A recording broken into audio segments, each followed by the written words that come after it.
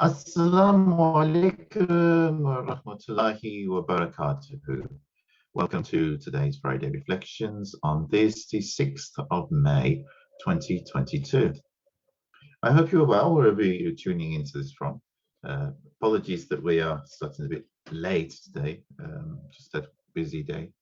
But I have something I would like to share with you in a minute. Bismillah. And as everybody's in the Eid spirits, I know Eid technically is only 3 days, so a lot of people would have finished celebrating Eid, but there's still Eid celebrations which are going on like next week, and for like civic institutions, I know like the council of Birmingham is doing something, and a few other organisations. So people are going to be talking about Eid for a while yet and celebrating it. People are still in quite high spirits and doing stuff connected to Eid. So I'm not going to discuss anything too heavy today. I thought I'd choose something that is a lighter topic and share something a little bit different from what I normally share. Now, sometimes you may have heard me at times in my social media make comments about mullahs. And what I mean by that is not respected Mawlanas who are great scholars of Islam, but people who they wear that hat and they carry that responsibility over a community, but they say stuff which is really problematic and not well thought through. So that's what I usually mean by mullahs. But there is one mullah that I am actually a very big fan of, and his name is Mullah Nasruddin, or to the Turks they probably know him as Hoca Nasreddin. And I've been reading his stories for many years. Since I first discovered them, I thought they're really charming. Some of them are very small, like this one: a better beard than yours. All true devotees wear a beard, said the Imam to his audience. Show me a thick and lustrous beard, and I will show you a true believer. Mullah Nasruddin chapter. Imam Sahib, my goat has a bigger beard than you. It's far bushier and longer than yours. Does that mean he's a better Muslim than you? Of course, it's funny. But a lot of people overlook even something as simple as this. I mean, what's this? It's just a couple of lines. And people say, well, what is this? Where's the dalil? I actually had this the first time I told this to someone when they asked me why I shortened my beard, because I used to have quite a long beard at one time. And I said to them, my iman, my faith is not in my beard. My iman is in my heart. Now, I'm not against beards. I want to make that very clear. If someone wants to grow a nice beard, alhamdulillah, good for them. And it is a sunnah. But as I was explaining to a brother in a car today, there are many people with big and bushy beards. But their actions, the way they treat people, it leaves a lot to be desired. So what's the point of having a big bushy beard if it's just a big bushy beard? People misunderstand sunnah. And when I shortened this beard, of course, I was questioned on whether I was even a Muslim anymore. And can you imagine that? And I told this Mullah Nasruddin story about the beard. And the person looked at me like astounded, because I don't think he'd come from a background where they talked about Mullah Nasruddin. And he says, is that a hadith? I says, well, no, it's a Mullah Nasruddin story. And he went straight over his head.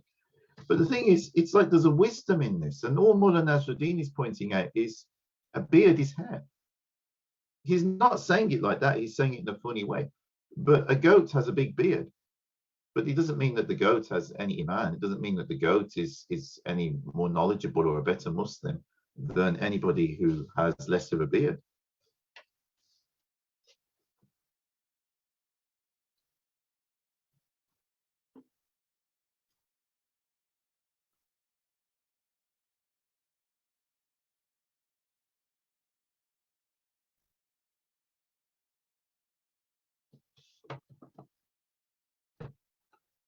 And you know, there's some of them are, although they're funny, sometimes quite silly, but there's a wisdom in these stories, and I will discuss more of that in a minute.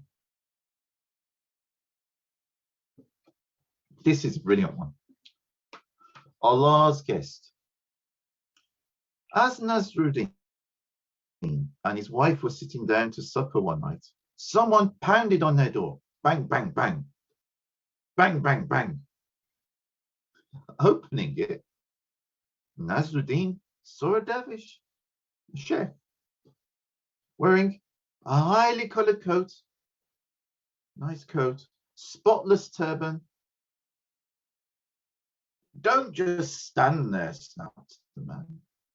I am the guest of Allah himself, and you are obliged to invite me in and provide your tastiest food and drink. Then I shall rest my head on your best pillow and sleep under the warmest blankets. Just a minute, said the mullah, that's Mullah Nasruddin, struggling into his coat. I will take you to a place far more suitable for a holy man such as yourself. Asking the dervish to follow, he hurried to the town mosque. I cannot stay here, said the indignant sage. It's cold, it's dark, and there's nothing to eat. Excuse me, replied Nasruddin, but you said you were Allah's guest. So naturally, I assumed that you would be most at home in Allah's house. Of course, here's an example. Again, it's a humorous story, but there's a truth in it. As Muslims, we're taught to be very hospitable. And a guest, and this is the sunnah of the Prophet Muhammad, a guest can stay in your house for up to 3 days and you're supposed to look after them. But some people making out that they're religious or pious take advantage of these things because they know it. But they're not necessarily pious, they're not necessarily appreciative. Mullah Nasruddin saw this in the behavior of this man. He was rude. He just was taking advantage. So Mullah Nasruddin, he took him to the town mosque. If the man was really the guest of Allah, he would be happy in the mosque. He'd be more happy actually than in a person's home.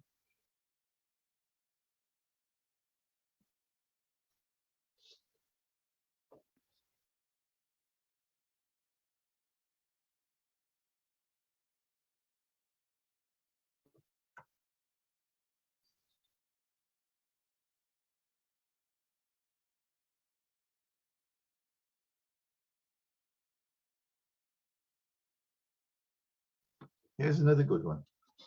Altered circumstances. Nasruddin and a rich merchant were riding together through the desert. Is it not so that Allah rewards riches with riches, said the merchant to the mullah. Look at my ravishing riding boots, made with the best leather that money can buy, and your old and tattered sandals. Look at my jeweled turban and the rags that you wear wrapped around your head. Look at my silk coat with handcrafted buttons and gold thread. And the patched cloak that hangs from your bony shoulders. Here we two are, you with a few measly possessions. In your moth-eaten saddlebags. And I with spices that make princes and kings weep with pleasure. And yet, we ride together through this place, I on an Arab stallion, you scrambling in the sand on a silly little donkey. At that moment, the merchant's musings were interrupted by the arrival of a band of robbers who yanked him from the saddle, kicked and beat him into the ground, and rode off with his cargo and horse.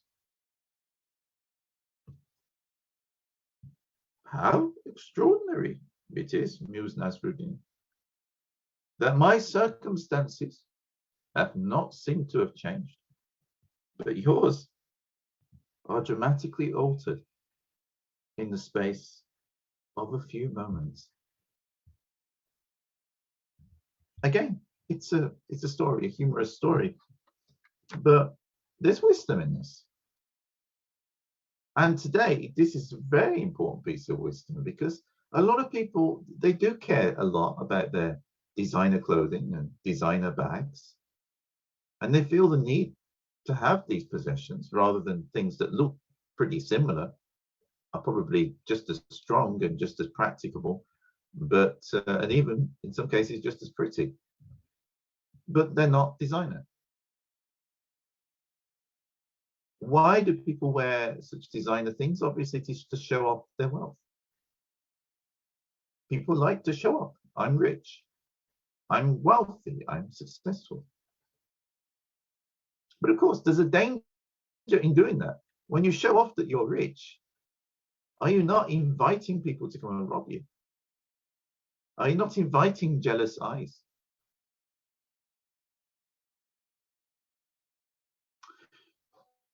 I was listening to Mullah Sheikh Mohammed Adil once, and he was saying that people today have no adab. That we sit in restaurants with big windows, looking out onto the streets, eating the finest food, and people are looking in. And how do those people feel if they are homeless or very poor and they can't afford to come in that restaurant and eat that food? Sheikh Mohammed Adil was saying that we shouldn't really do that. As Muslims, we shouldn't do that. He said, it's not haram, I can't tell you not to do it, but it's not good adab. He didn't say that you can't go to a restaurant that is not so obvious and not showing off, but simply this idea, you know, if you're enjoying yourself to that extent, and other people who clearly are not doing as well, they can't enjoy that, they can't appreciate that. It's not good. As a Muslim, we shouldn't do that. And this is what Mullah Nasruddin is getting at here with this story, that the guy who was showing off his fine clothes and his Arab stallion and his fine spices and stuff, well, what happened? In a matter of a few moments, he got robbed. Mullah Nasruddin, in his patched cloak and his donkey, nobody wanted to rob him. There's nothing to rob. He's not showing off. And if Mullah Nasruddin had any gold on him, he was being discreet about it. He wasn't making it obvious. So both from a spiritual perspective, it's not good to show off your wealth like this, but also from a practical perspective, if you don't want to get robbed, it's not a good idea either. It's not wise. And yet today it's very commonplace. And at the very least, we should at least think about these things and reflect. But sometimes people don't. So humor can help. Humor, telling a humorous story like this can help and get people to think at the same time. And it's nice to know that this is within the Islamic tradition, because some people, they are quite dry in how they deliver their dawah and teachings of Islam. They're very dry about it. And, you know, we can have a laugh and a joke as Muslims. We don't have to be serious all the time. But what benefit is that, you know?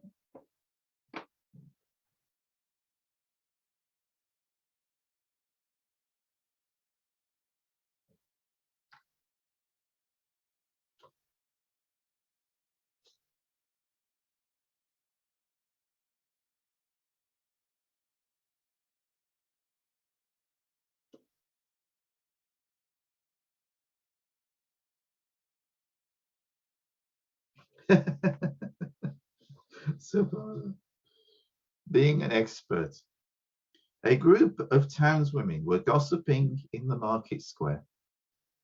My husband always thinks he knows it all, complained one. Oh, he certainly can be more of a know-it-all than mine, said another woman. Neither of them thinks himself as an all-round expert as my husband, said Nasruddin's wife. Just then, Nasruddin saw his wife and came to join the conversation. What is the subject under discussion? He asked. Baking, said one of the women. Not wanting to admit that they'd been complaining about their husbands. Ah, announced Nasruddin. I happen to be the most expert baker of them all. His wife exchanged a look with her companions and said, Oh, tell us, husband, what ingredients would you choose? Well, it can be tricky because it all depends on the ingredients that one has. I usually find that if there is butter, there is no eggs. If there are eggs, there is no butter. If there are eggs and butter, there is no flour or sugar. And if all the ingredients are present, then I myself am not. It's expert over nothing. But subhanAllah. Again, this is a classic story because what the women were talking about is revealed that Mullah Nasruddin's attitude is actually everybody like that, I guess. A lot of people like to show off.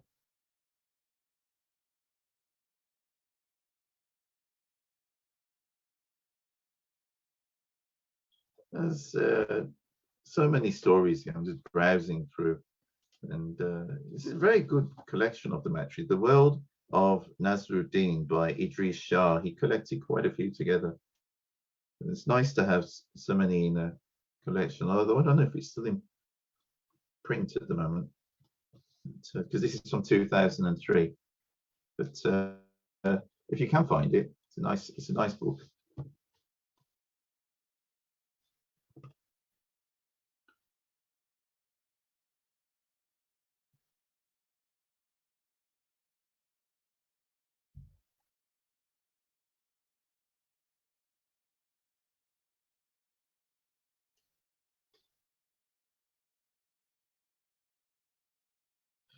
Different hearts. Nasruddin was once employed as a cook. One day, his master sent him to the bazaar to buy ingredients for a great feast to be offered to important guests that night. Later, when the food was presented, the noble diners were disgusted to find that each dish was made of a sheep's heart. His employer said, I told you to prepare a banquet of the utmost delicacies, the sweetest and the most pleasant foodstuffs for these honorable guests. Master, replied Nasruddin, what could be sweeter or more pleasant than heart?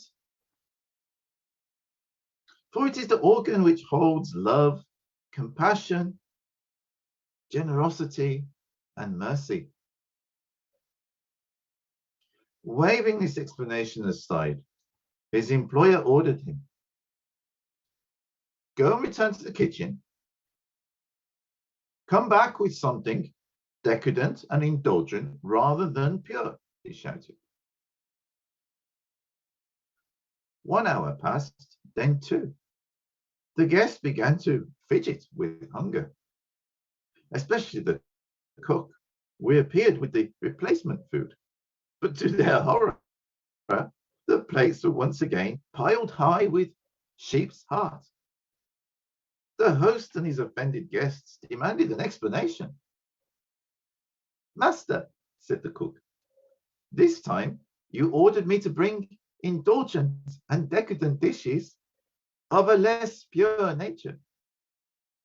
What could be more indulgent than a heart which seeks to serve only itself? Or more decadent than a heart that seeks only pleasure? And of course, it's a metaphor. It's not really on about food, but about human hearts. And of course, the human heart can be a very pure thing, or it can be a very decadent thing.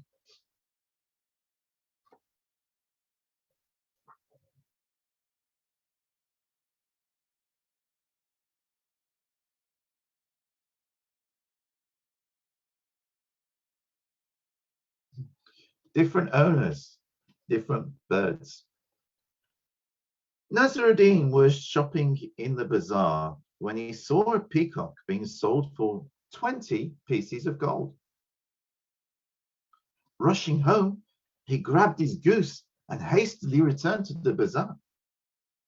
Here he set up a stall next to the wealthy merchant in charge of the peacock.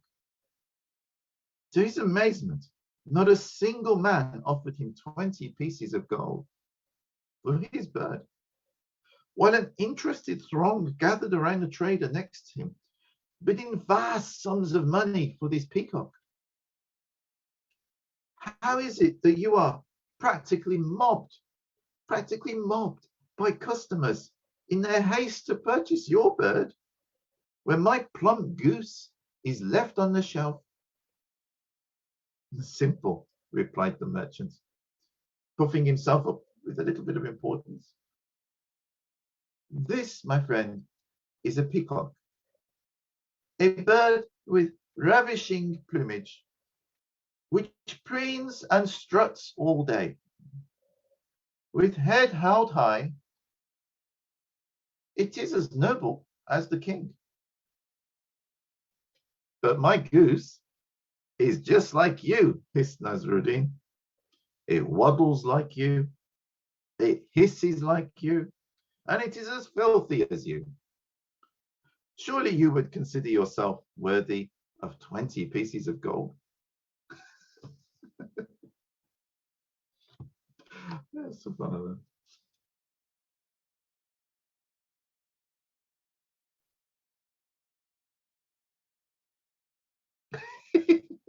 I don't think I'll end with this one because it's getting late.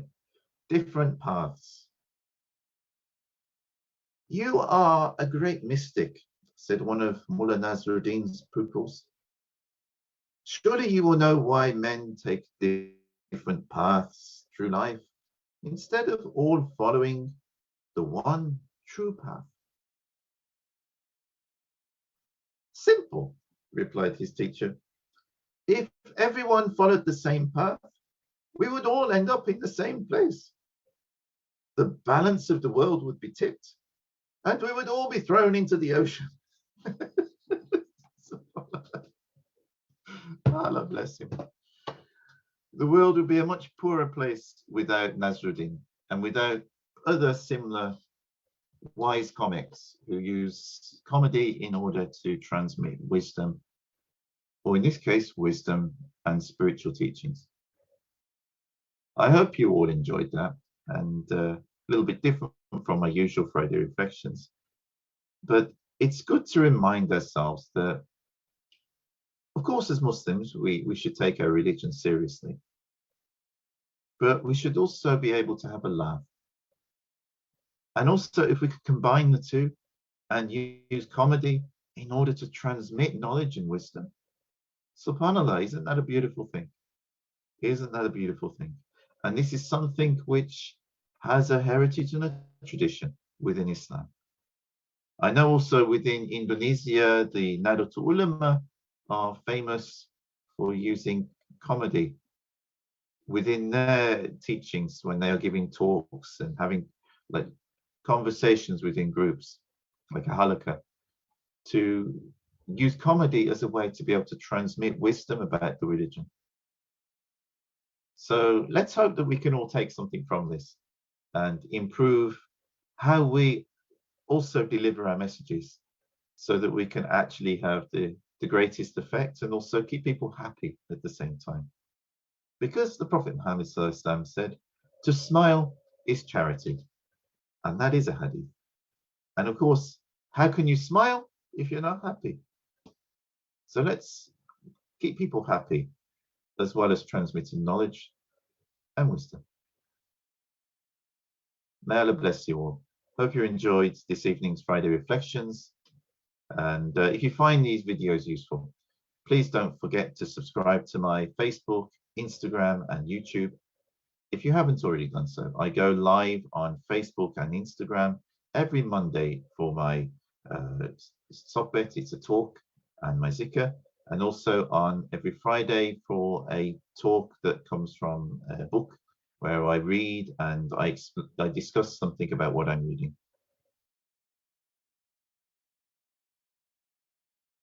And also my website at paulsarmstrong.com. If you're in the UK, have a very good evening. And wherever you are in the world, Assalamu alaikum wa rahmatullahi wa barakatuh. May the peace and blessings of God be with you all. Have a wonderful weekend.